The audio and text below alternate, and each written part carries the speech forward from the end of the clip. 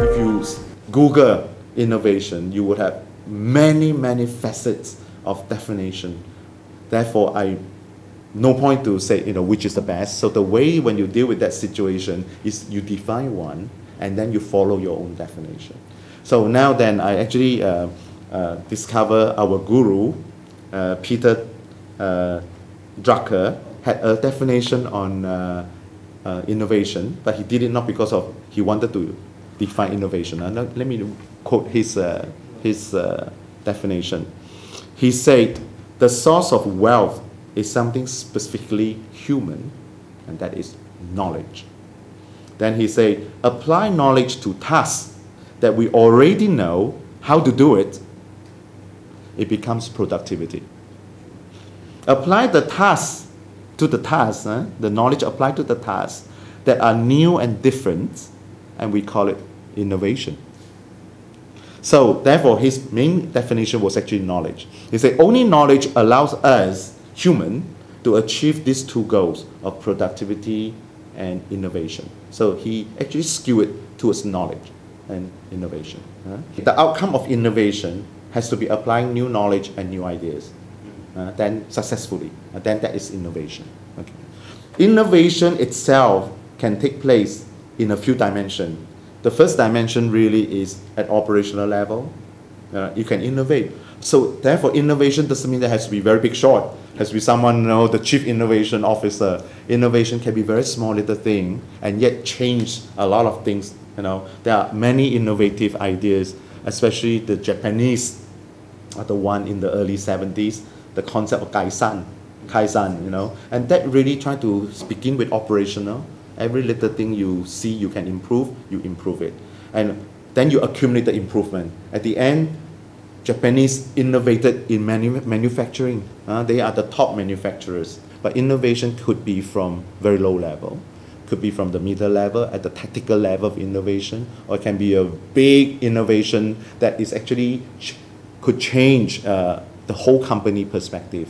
One good example is iPhone, iPod, because Apple, from PC to now consumer, right? Very specialized in IT, into now everyone will carry an iPhone. So the definition of innovation in this case is very interesting. It's really achieving the new market, because it used to be just professional, hobbyists in computing. That was the Apple market. Because of the innovation, they moved into consumer market, and then the Apple health, financial health, we all know, right, significantly increased, in hundreds of times of the revenue and profits as a result of that innovation. Because all the things you see from the Apple iPod and iPhone, none of them were new. Yeah, they are not really invention. They were just apply of the new ideas. So the other dimension of innovation is about process, service, product, value. You can also innovate those things. A different way to look at a product. You can improve the product from one to another by introduce new idea, apply it successfully. So the product itself can be a new innovated product. Finally, the way to judge innovation in terms of outcome is that whether there's a new market, new customer, new services, new practices, wealth creation, and new industry. These are examples of outcome of innovation. And so there was one professor from INSEAD, two of them, actually created this concept of value innovation. And the concept of the value innovation was, all along people believe that good quality must come with high cost. And the professor's indication was, no, you can have high quality, high value, and yet low cost. So that's the new concept challenging people, and they call it value innovation. Targeting and the way we introduce innovation in three perspectives. One is actually new concepts, new best practices. To us, these are good target for innovation. If we believe the chances of it's been accepted in the industry, we will quickly introduce it into the local audience as well as whoever attending our courses. So that's one. So you have to always track the industry development through your publications. We are tracking it, and then if we believe these are something really would influence, help the industry, we'll then introduce it. So that's a new concept, new best practices. Then when you have this new practices and so on, the next thing you need to do is the methods, how to introduce them.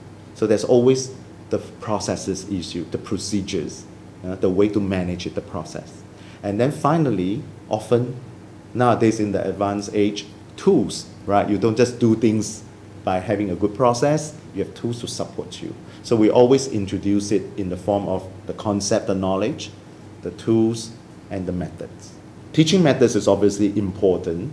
So hands-on, typically classical, labs, you try the lab, and then you do case studies, you look at success stories, failure stories, let the student discuss among themselves, and then, then they can learn from others, success or failure, and we call it associative learning. And humans are associative learning, right? So the associative learning is a very standard human form of learning.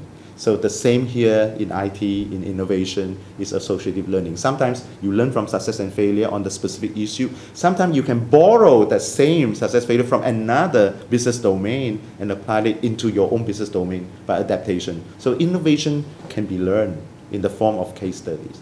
Yeah, so that's one. Then the third one is, important thing is basically you need to throw the student into real practice. So internship is one example that we normally ask the student who are from a company to bring their problems to the class, learn the new concept, and then try to apply the newly learned knowledge into solving an old problem. So that's another way to force them to do innovation, to think of innovation. And then after they did that, you have students criticize each other, and that itself will learn something more. So that's generally how one mold innovation. Number one is to promote it. Make sure that the participant constantly being aware that you feel bad if you don't innovate, and then give them the tools, give them the methods, give them some new hypes for them to understand. Let them hands-on with it, and let them try it out, let them work with the real-life problems, And in short, often to be successful, you always have to begin with an end in mind. So begin with an end in mind in this case means you begin with the business problem. You understand the business problem, and then you start to see what are the tools and the concept and best practices to apply to solve it. Often then you will be more successful. And the same thing applies to research. In our opinion, our research has to begin with a customer problem. But there's a very interesting concept of if you overly look at the problem as it is, you are not doing research, you are doing development.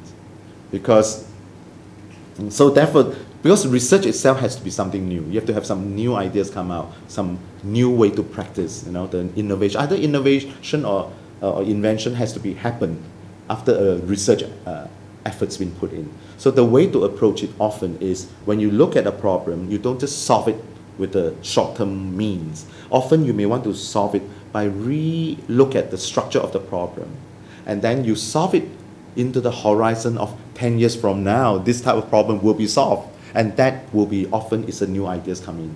If you don't have a new idea, you simply solve the immediate problem you are doing development. If you have some new idea, then the solution will be actually a more innovative invention.